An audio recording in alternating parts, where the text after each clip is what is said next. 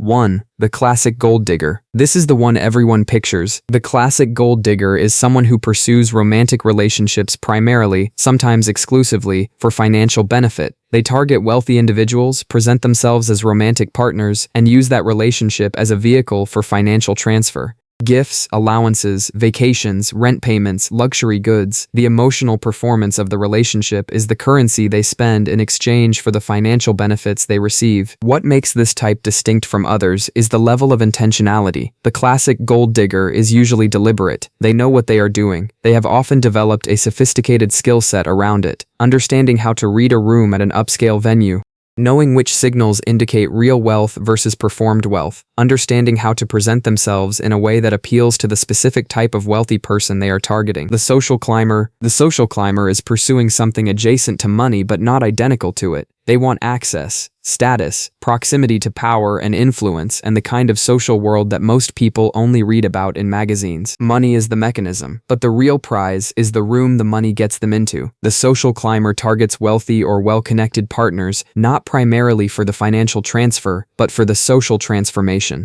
Being in a relationship with someone from the right family, the right social circle, or the right professional world opens doors that simply cannot be opened from the outside. Invitations to events, introductions to people, memberships in institutions. The social climber's currency is the network and the reputation they acquire by proximity. What makes this type interesting is how effectively it can hide behind genuine ambition. The person who married into a well-connected family and then built a successful career using those connections can tell themselves and others a story where the relationship was the starting point of their legitimate rise, and in many cases that story is partly true. Ambition and opportunism can coexist in the same person. Often they do. The social climber tends to be highly attentive to the performance side of relationships. They understand that access requires maintenance. They are excellent at navigating the social norms of the world they are trying to enter. They are articulate, well-dressed, and skilled at making the people around them feel good about including them. What they often underinvest in is the actual emotional substance of the partnership. The relationship is the vehicle, and vehicles are not the destination. 3. The security seeker. This is the type that generates the most complicated feelings, because the motivation is the hardest to criticize cleanly. The security seeker does not want luxury. They want safety.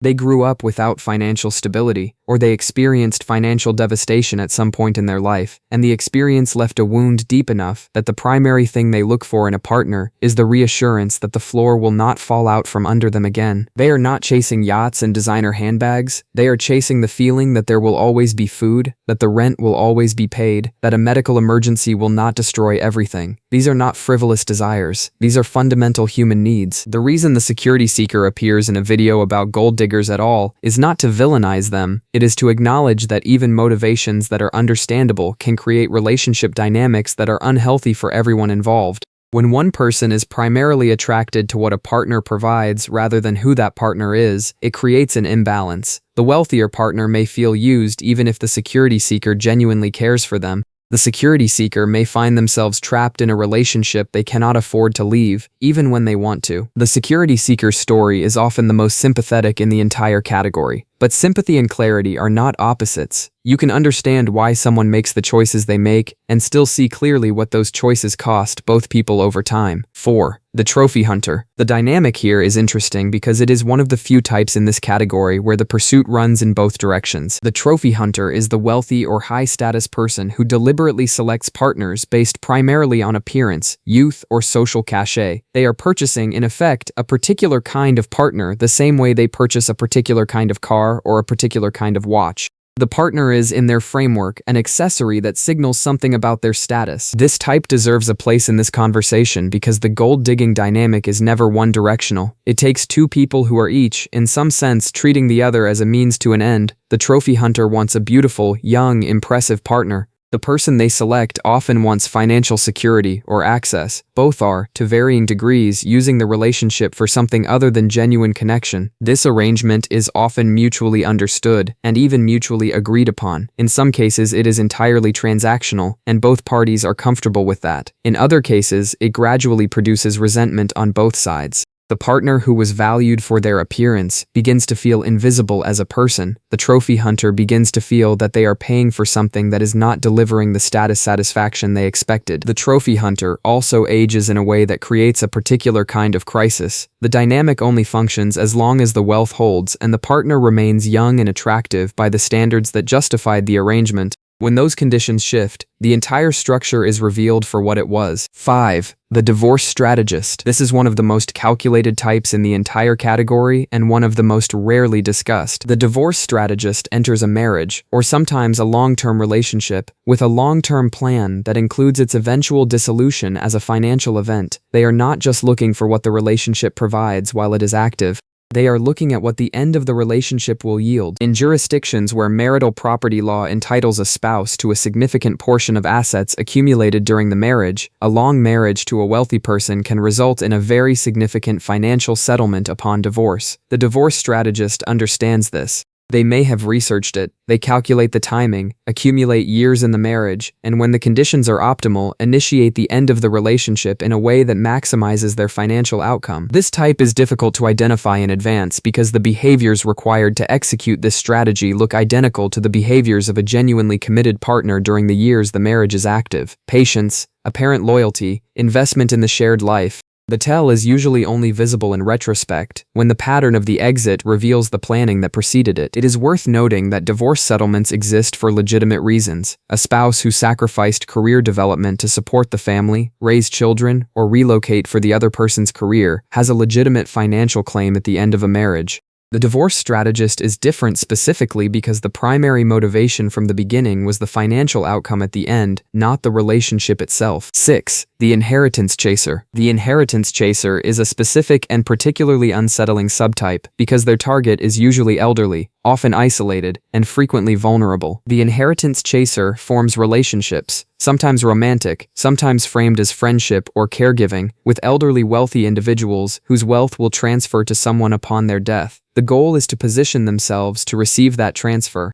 This might mean inserting themselves into a will. It might mean becoming a primary beneficiary of an estate. It might mean using influence over a cognitively declining person to redirect assets that were intended for family members. This type operates across a spectrum. At the more benign end, there are people who genuinely do develop affection for older wealthy individuals, and who are also, simultaneously, aware that the relationship comes with financial implications. At the more predatory end, there are people who deliberately target vulnerable elderly individuals, isolate them from family and friends, and manipulate them into financial decisions that serve only the chaser. Adult protective services agencies, estate attorneys, and elder law specialists deal with this pattern with significant frequency. It is common enough to have its own legal frameworks in many jurisdictions, specifically because it is a recognized form of financial exploitation. The inheritance chaser is perhaps the type in this entire category where the ethical line is clearest. Genuine relationships between people of different ages and financial positions exist and can be entirely valid. But when the relationship is primarily a vehicle for accessing someone else's estate, it crosses into territory that most legal systems and most reasonable ethical frameworks treat as exploitation. 7. The subtle negotiator. This type will be familiar to almost everyone because it operates inside what look like completely ordinary relationships. The subtle negotiator is the person in a relationship who treats financial and practical decisions as an ongoing negotiation weighted toward their own benefit. They do not present themselves as being interested in money. They have genuine feelings for their partner, but they consistently, almost invisibly, maneuver the relationship toward financial outcomes that favor them. Who pays for dinner? Whose career takes priority when there is a conflict? Whose preferences determine where the couple lives? Whose professional network the couple invests in? Whose parents get visited more often? Whose friends get to take up more of the social calendar? The subtle negotiator wins more of these negotiations than they lose, and the cumulative result over years is a relationship that is financially and practically tilted dramatically in their direction. This type is difficult to identify because no single decision looks unreasonable. The subtle negotiator is not making outrageous demands. They are making small, reasonable-sounding requests that add up over time to a significant asymmetry. The subtle negotiator often does not identify as someone who is using their partner financially. They have internalized the arrangement as just how the relationship works. The framing is always about fairness, about logic, about what makes sense.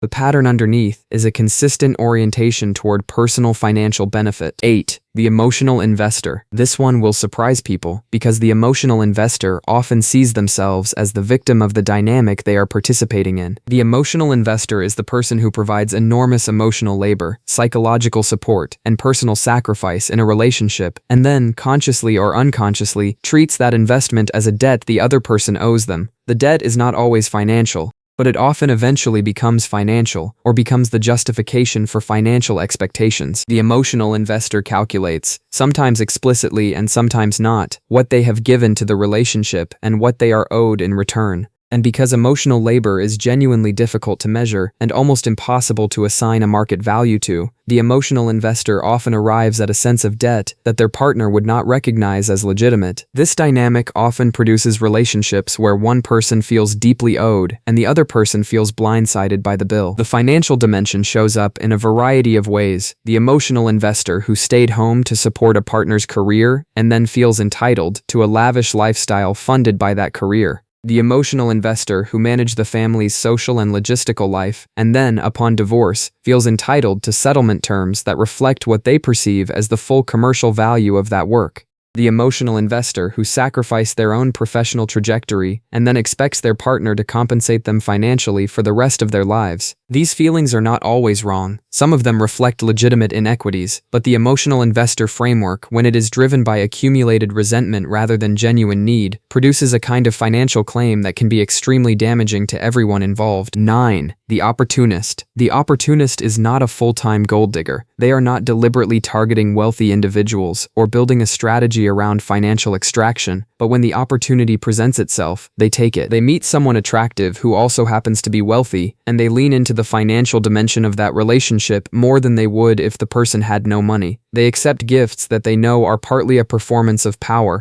They allow expenses to be covered in ways that create subtle obligations. They let the financial dynamic develop in ways that benefit them without ever making an explicit decision to be a gold digger. The opportunist is interesting because they blur the line between active pursuit and passive acceptance. Most people in their position would tell the story in a way that emphasizes the genuine connection and minimizes the financial dimension, and the connection might be entirely genuine, but the behavior reveals a comfort with benefiting financially from a relationship that a fully disinterested person would not have. This type is probably the most common in the entire category, not because most people are manipulative, but because most people are human. When money is available in a relationship and taking advantage of it does not require explicit deception, the temptation is significant. And the line between accepting generosity and exploiting it is blurry enough that most people in this situation never have to be fully honest with themselves about which side they are on. The long game player. The long game player is perhaps the most disciplined and the most calculated type in the entire category. Unlike the opportunist who takes advantage of situations as they arise, or the lifestyle upgrader who slides into financial dependency without fully planning it, the long game player has a deliberate multi-year strategy. They identify a target. They invest significant time and emotional energy into building a genuine feeling connection. They integrate themselves deeply into the other person's life, financial world, and social circle. And then, at the point where exit or leverage serves them best, they act. The long game player is extraordinarily difficult to identify during the active phase of the strategy because the investment they make is real. They are actually present, actually attentive, actually useful. The difference is that the investment is calculated rather than felt. It is a means to an end rather than an end in itself. What makes this type particularly psychologically sophisticated is that the long game player often develops genuine feelings over the course of the strategy. The target they selected because of their wealth becomes someone they actually care about, at least partly. This complicates the execution. It complicates the self-perception, and it often produces a kind of inner conflict that the long game player resolves by finding a way to tell themselves that deserving the financial outcome justifies the method. The long game player, more than any other type, reveals the uncomfortable truth that the line between love and strategy is not always as clear as people want it to be. We have covered more than a dozen types, from the explicit and deliberate to the subtle and barely conscious, and if you look across all of them and search for what they share, a few things become clear. The first is that financial considerations and romantic decisions have never been fully separate. They were not separate 1,000 years ago, when marriages were explicitly economic arrangements. They are not separate now, when people still, almost universally, consider financial stability when choosing a long-term partner. The idea that love and money are entirely distinct is a relatively modern fiction, and it is not entirely believed even by the people who most enthusiastically promote it. The second is that the word gold digger flattens an enormous range of human behavior into a single villain. Some of the behavior in this video is genuinely exploitative and causes real harm to real people. Some of it is understandable survival strategy. Some of it is the natural result of living in a world where financial security is unevenly distributed and romantic relationships are one of the mechanisms through which it gets shared. The third is that most of the dynamics described here require two participants. A gold digger requires someone willing to provide gold. Often that provider is themselves pursuing something that the other person uniquely offers, whether that is beauty, youth, status, emotional support, or simply the feeling of being chosen. The transaction, when it happens, almost always involves two people who are each, in some sense, getting something they wanted. And the fourth is the most uncomfortable. Most people, if they are truly honest with themselves, have considered the financial circumstances of the people they were romantically interested in, not as the only factor, not even as the main factor, but as a factor. The question of where the gold digger ends and the financially conscious dater begins is not as easy to answer as most people would like it to be. That discomfort is the most honest place this conversation can end.